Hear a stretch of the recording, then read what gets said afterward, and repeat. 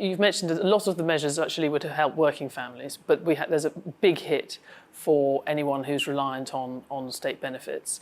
And that's a very simple thing that could have been done that actually would have been cost neutral, would have been to spread the uprating across 2 years. So instead of getting a well below inflation increase in benefits this year and what will probably be a well above inflation increase next year, you could have spread it over 2 years. And I know there may have been some technical problems with that, but have you worked out how to do that yet? Because it obviously could make a big difference. Well, actually, there are the technical problems, that sounds like an excuse, but the operation of our welfare system is actually technically complicated, and it's not necessarily possible to do that for everybody. And actually, many of the systems are built in a way that can only be done once a year, and the decision was taken quite a while ago. Before, but you managed to put the furlough. You designed the furlough scheme for most of the UK population working force for a few weeks. But the welfare system works in a very different way, and we're constrained somewhat by the operation of the welfare system, so it can't be done for everybody in that way. But we are still supporting people. So, for example,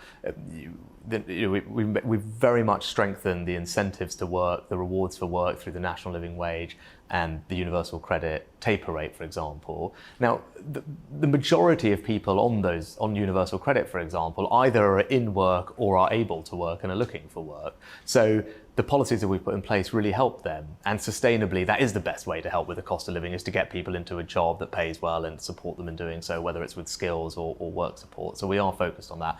But look, I recognise there's always going to be families in a particular circumstance that it's, I can't particularly forecast sitting at a desk in the Treasury, and that's why we've given councils before and now up to £1 billion of discretionary funding, because the local councils are best placed to know those very vulnerable families who, for whatever reason, aren't quite getting the help they need. So those councils now have the funding that they can provide direct support to those families, a little bit extra as well.